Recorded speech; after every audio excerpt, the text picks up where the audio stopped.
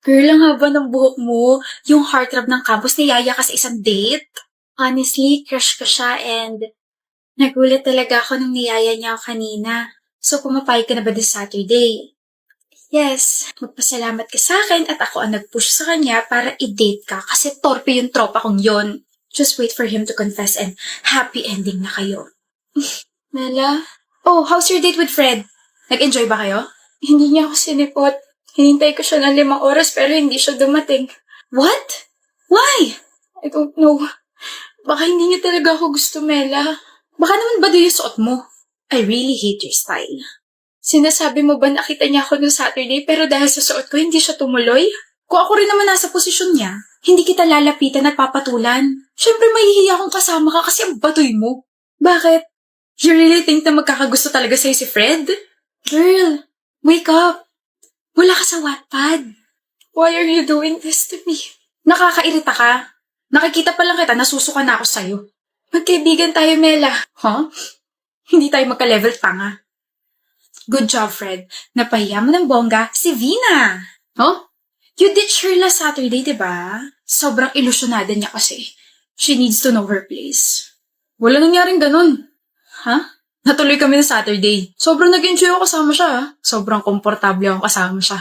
I'm glad you pushed me na yayain siya. Hindi ko sinabing mag-enjoy ka. I told you na yayain siya at pagkatapos nun, hindi mo siya sisiputin dahil ang goal natin ay mapahiya siya. Pero hindi ako ganung klaseng tao. You are useless. And you are insecure. What? Bakit ba ayaw mo sa kanya, Mela? I hate everything about her. She's baduy. Pangit niya na nga, ang pangit niya pa manamit. Maganda kaya si Vina. Tsaka hindi siya pangit manamit. Wala ka lang taste. Can't believe you. Iba sinabi niya sa'yo? Sorry pero sinadjust ko kasi na sabihin niya sa'yo na hindi ko siya sinipot. Pinagkaisahan niyo ako? Why?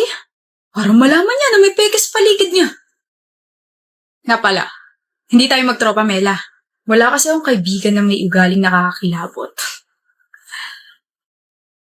I hate you so much, Vina. And you too, Fred. Ah! Hindi nga ako yung nagnakaw ng classroom fan natin. Bakit niyo ba ako pinagbibintangan, ha? Malamang kasi treasurer ka, Lyra. Ikaw lang naman nakakawak ng pera natin lagi, eh. Ilabas mo na kasi yung 20,000. Ganda sana kaso magnanakaw. Baliw. Binigay ko sa president natin yung classroom fan kahapon dahil sabi niya siya na lang daw mag-aasikaso nun. Selwyn, ano ba? Boyfriend kita kaya tulungan mo ako rito. Pres, totoo ba? Selwyn, ano na? No. Wala akong na-receive na pera mula sa kanya.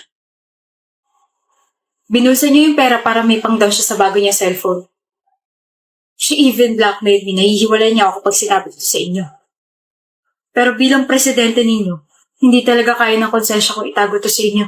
Oh, I can't believe this guy. Oh, hindi ako. Hindi yan yung totoo. Sorry, Lyra. Hindi porket girlfriend kita, ikukonsintin ko na yung ginawa mo.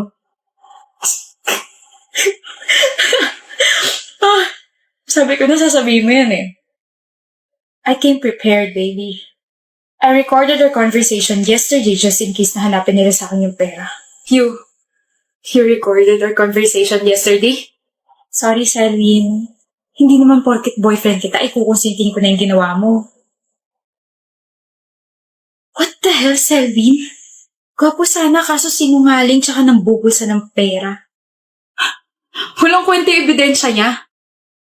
Hindi niya talaga binigay sa akin yung pera.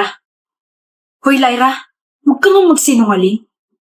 Akuin mo yung ginawa mo. I have 2 witnesses. Kasama ko mga best friends ko kahapon nung hinigit mo ako at hiningi sa akin yung pera. Nakita nila na inabot ko sa'yo. Oh, you want me to call them? Or maybe we could just ask our advisor kung talaga ba nagsabi ka sa kanya kahapon. Shut up. Now that I cleared my name, you all owe me an apology. Oh, never mind. Kahit mag-sorry pa kayo, hindi ko makakalimutan yung mga sinabi niyo dahil nagtatanim ako ng sama ng loob, mga buwisit kayo. And that's all, ma'am. Thank you for listening and watching our roleplay. Next presentation, please. Tayo na lang kayo, Melanie. Sige ba? Joke lang. Uy, ba't ang tahimik mo? Galit ka ba? Joke lang yun. Minsan ang sarap maging sumagalin eh, no? Bakit naman? Ewan ko sa'yo. Melanie! Sarap pa. Good morning, Melanie. Walang good sa morning kung ikaw yung unang babati sa akin. Galit ka pa rin? O ito, choco-choco, para mabawasan galit mo. Hindi ako galit. Eh, ba't ka sumisigaw? Hindi ako sumisigaw. Ang tawag mo dyan? Normal tone ko to, okay? Seriously, ano ba kinakagalit mo, ha? Bakit? Nababother ka ba? Nagalit ako sa'yo, ha? Oo. Ayoko may nagagalit sa akin, lalo na ikaw. Bakit naman? Magkaibigan tayo malamang. Oh, nakakamot na naman yan noo mo. Sabihin mo na kasi sa akin bakit galit ka. May nasabi ba akong mali kahapon? Meron, no? Ano yun? Baka pagtawanan mo ako eh. Eh, di tumawa ka rin. Masaya ka dyan, Van? Masaya ka? Joke lang. Joke lang. Huwag mo na ulit ako bibiruin na tayo na lang kaya, Melanie.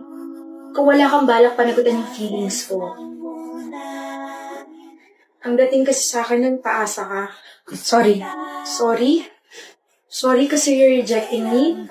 Sorry kasi I made you confused. Ha? Sa totoo lang, humahanap ako ng tamang tiyempo para umamin sa'yo. Gusto mo ako? Pangit kasi ng timing kahapon. Naglalandian sa harap natin sila Amora at Alfonso, tapos makikisabay tayo. Hindi ganun ang banding, Melanie. Baka sa atin sila kiligin. Sira ulo. Sira na ulo ko, pero yung puso ko buong buo para sa'yo. Ang corny mo. Huwag ka na magalit, ha? Usap na lang tayo mamaya. Talagang mamaya na kayo mag-uusap dahil nandito na ako. Proof! Proof! Gusto niyo po? Choco-choco. Sit down. Okay po, noted. Okay po, noted. Aga-aga naglalandian? Happy anniversary, love. Oh, sa akin ba yan? Ito agad napansin mo? You won't greet me? Sorry. Happy second anniversary, Chandra. Walang endearment na kasama? Big deal ba? Hindi naman. O, hindi pala eh. So, akin ba yung box 10? Oo. Akin na to, ah. Walang thank you? Thank you. Open ko na. Ano to? Bakit puro pagkain tsaka letters? May bulaklak pa na, hindi ko naman alam kung saan ko ilalagay. Those are your favorite snacks? And about sa mga letters, nagsulat ako kada araw simula ng first anniversary natin. Tapos yung flowers dyan, nanood ako ng video pa na gumawa yan. Ito lang? What do you mean ito lang? Ito lang? Walang kasama ng sapatos, Chandra? Yung tig 11,000 na sapatos na sinabi ko sa'yo. Wala ring mamahaling bag o di kaya yung mga branded na shirts, ganun. O baka naman tinatago mo lang. Bigay mo na. Wala akong extra pera pambili sa mga ganun bagay. Hayaan mo, pag-iipunan ko sa susunod. Pero may pambili ng laptop. 3 taon kong pinag-ipunan yung laptop na yun. At saka kailangan kayo sa trabaho. Sus, reasons. Kapag gusto, maraming paraan. Kapag ayaw, maraming dahilan. Tigilan mo ako, Chandra. Minsan na nga lang ako humiling.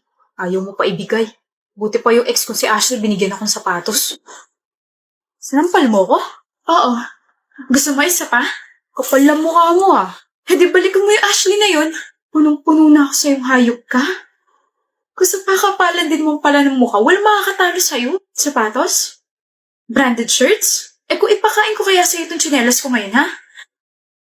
Kung gusto mo naman pala ng mga ganyang bagay, edi sana si Santa Claus na lang ginawa mo. At baka mabigay niya lahat ng mga kailangan mong gamit. Okay, I'm sorry, Chandra. Nasabi ko lang naman yun kasi nainis ako sa'yo. Minsan na ako humiling tapos ganito lang mga bagay na binigay mo. Lang? Mga ganito lang? Ka na magsalita. Huwag ka na rin mag-sorry. Naririndi lang ako sa'yo. Chandra! Ayaw na kitang makita pa. Sama-sama na loob ko sa'yo. Sakit mo pa magsalita. Sakit mo sa puso. Hindi ka naman ganyan dati ah. Bakit pahirap ka na ng pahirap mahali?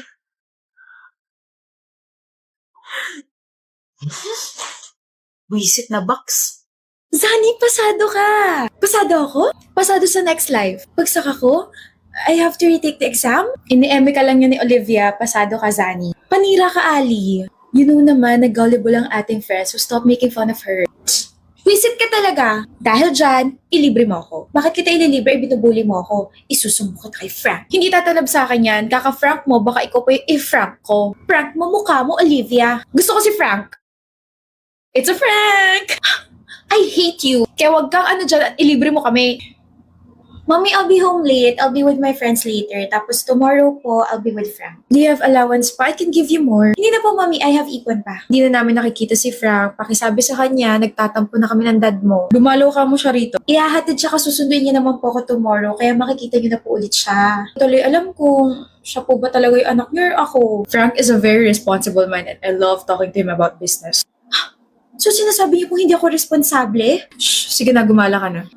Ang nga pala, nak, po, malapit na yung 21st birthday mo and since malapit ka nang gumraduate, we decided to book you a flight papuntang Rome. Why would you say this habang paalis na po ako? Pabitin, ganun. Mommy! Bye! I'm going to Rome this year, sa birthday ko. I know. You know? Nasabihan ako nila tito and of course, kasama mo ako. Oh my gosh, ka! Pero mas nauna pa nilang sabihin sa'yo kesa sa akin. Ako talaga yung paborito nila. Haha, so funny. Ikaw naman yung paborito ko. Anong ngiti yan? Bakit ang laki? Kinikilig ka, no? Di ba halata? 4 years and you're still kinikilig? Grabe. Iba talaga yung epekto ko sa'yo. Hangin ka masyado. Dapat sa'yo tinatangay eh. Natangay naman ako ah. Sa ganda mo nga lang. Stop! Ang dami ko pang gusto sabihin banat pero alam kong gutom ka na so saan mo gusto kumain? Parang nagkikrave ako sa samgyeopsalan kimchi. Eh di kumain tayo ng samgyeopsalan kimchi. Okay lang? But you're not a fan of Korean food, diba? Para sa'yo, I can be whoever and whatever. Iba naman yun eh. Ewan ko sa'yo. Tara na nga. Pero mahal. Di ka ba babalik? Saan? Sa ospital. Sa ospital? Anong gagawin ko sa ospital? I'm super healthy kaya. It's been 10 years.